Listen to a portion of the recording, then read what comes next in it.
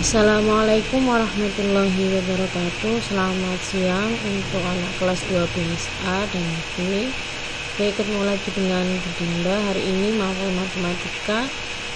Sebelum pembelajarannya kita mulai, kita berdoa terlebih dahulu menurut kepercayaannya masing-masing. Berdoa mulai.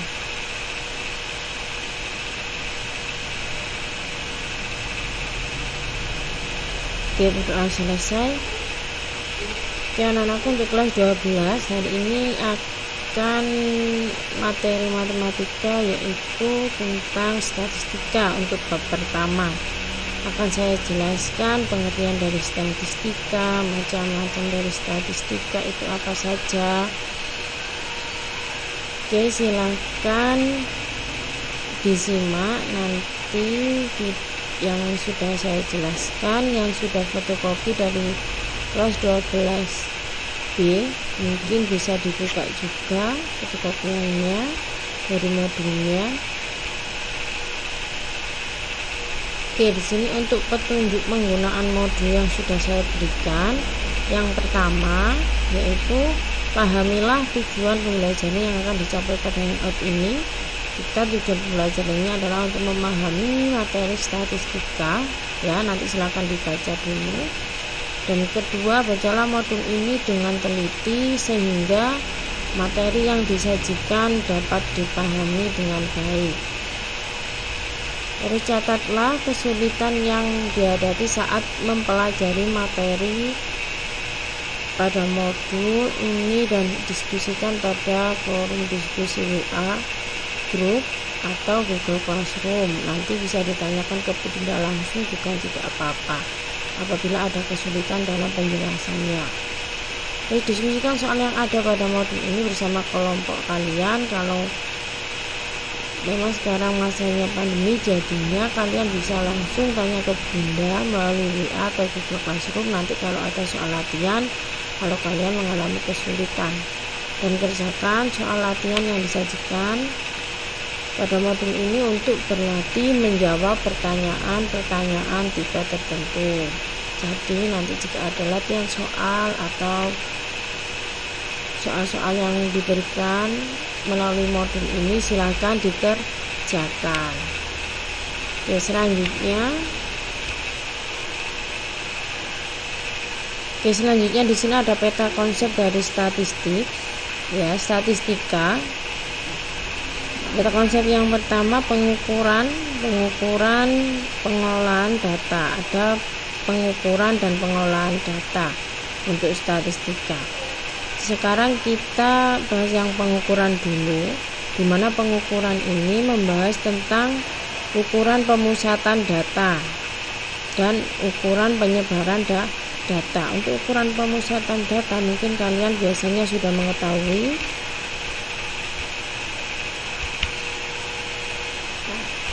Untuk ukuran pemusatan data di sini, ya, ada mean,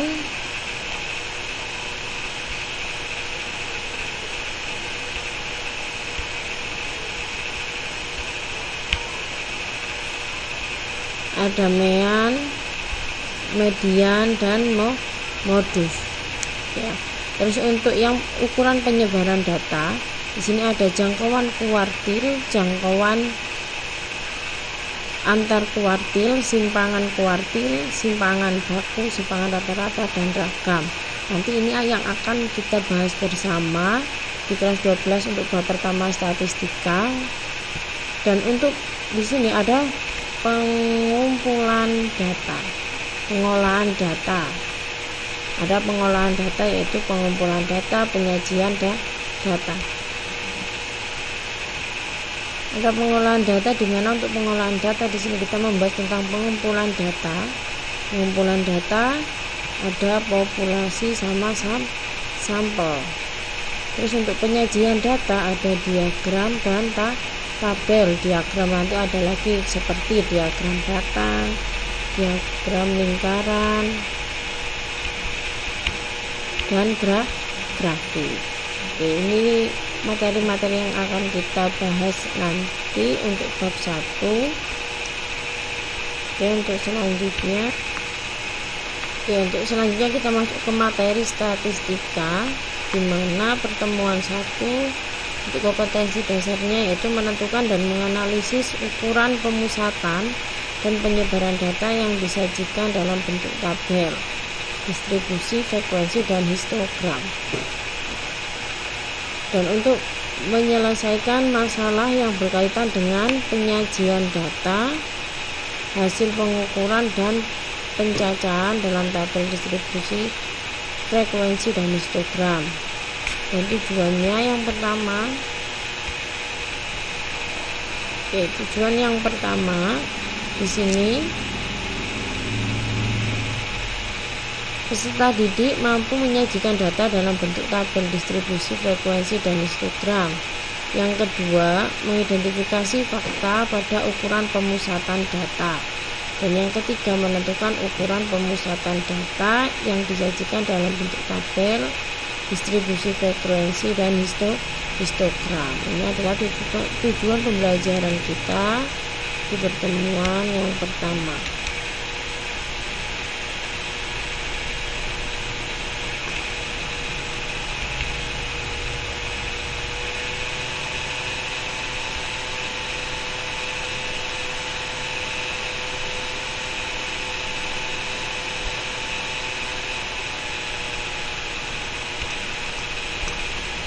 Oke, beberapa istilah dari statistika. Yang pertama, pengertian statistika dan statistik. Statistika adalah ilmu yang merupakan cabang matematika terapan yang membahas metode-metode ilmiah tentang tata cara mengumpulkan dan mengelompokkan data, menyusun dan menyajikan data, sampai pada mengambil kesimpulan yang sahih sehingga keputusan yang diambil dapat diterima. Dari uraian di atas, secara umum statistika dibagi dua macam. Oke, sebelum ke macamnya statistika, bahwa statistika ini adalah ilmu yang merupakan cabang matematika terapan, di mana tata cara mengumpulkan data, mengelompokkan, menyusun, dan menyajikan sebuah data sampai nanti mengambil keputusan atau kesimpulan dari sebuah data yang dikelompokkan tadi atau disusun tadi. Itu adalah pengertian dari statistika. Sekarang macamnya dari statistika. Yang pertama, statistika deskriptif yang meliputi kegiatan mengumpulkan dan mengelompokkan data serta menyusun dan menyajikan data ke dalam bentuk yang mudah dimengerti dan dipahami. Oke, serta susunan dan pengulangan yang mudah dimengerti dan dipahami. Itu adalah statistika deskriptif. Yang kedua, statistika inferensia yang meliputi kegiatan menyimpulkan dan meramalkan kondisi dari data yang diperoleh.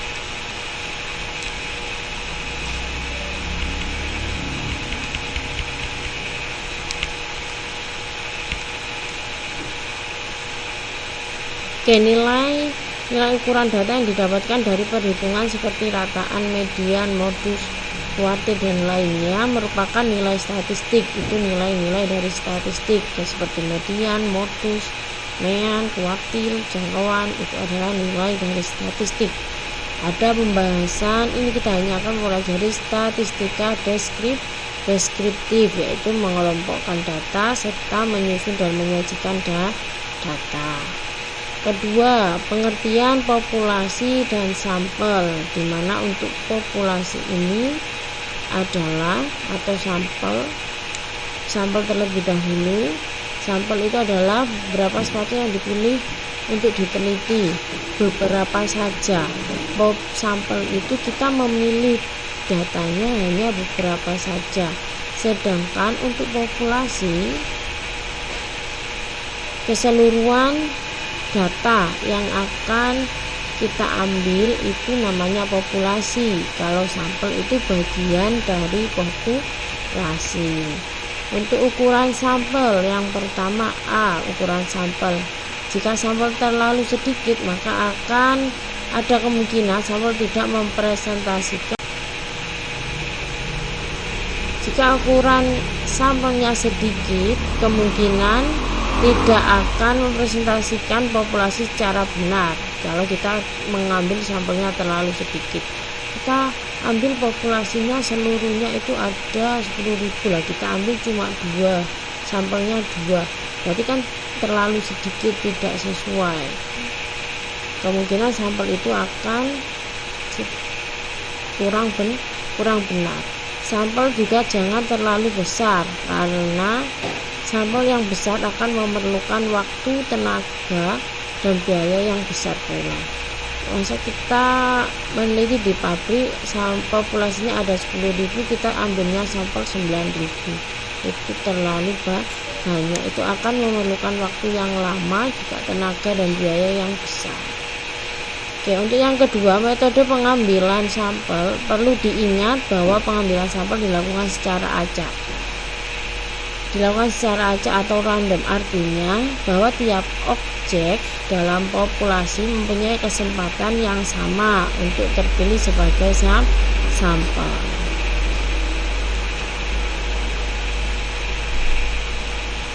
Oke, pengertian data atau datum, misalnya kita melakukan pengamatan terhadap hasil ulangan matematika 10 siswa.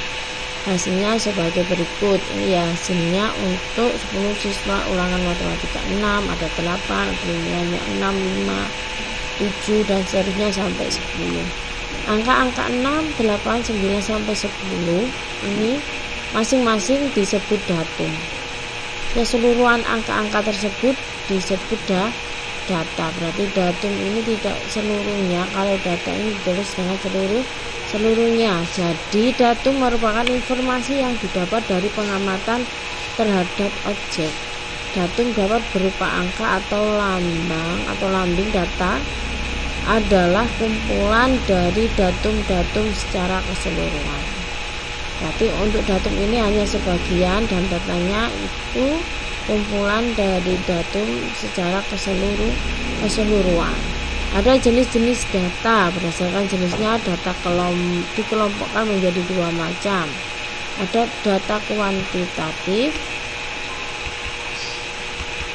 ada data juga kualitatif. Apa sih data kuantitatif itu? Data yang menunjukkan ukuran objek yang diamati. Karena berupa ukuran, maka data kuantitatif disajikan dalam bentuk angka atau bilangan. Data kuantitatif dibagi 2 macam, ada data diskrit, data kontinu. Untuk data diskrit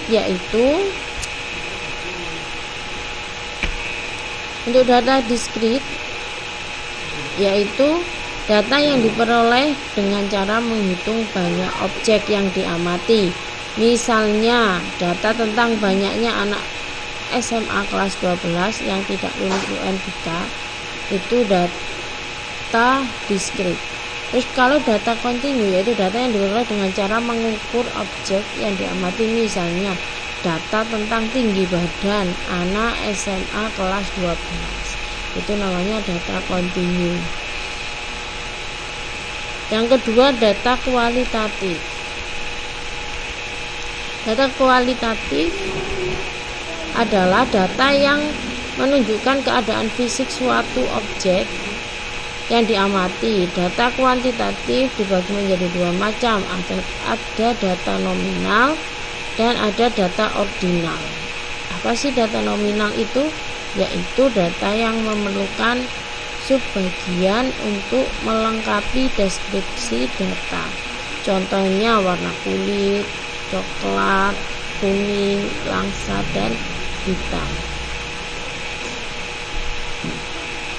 Kalau data ordinal yaitu data yang memerlukan pemeringkatan untuk mendeskripsikan data. Contohnya kecepatan siswa dalam mengerjakan soal, cepat, sedang, dan lambat, dalam bentuk peringkat, tapi tulisannya bentuk deskripsi.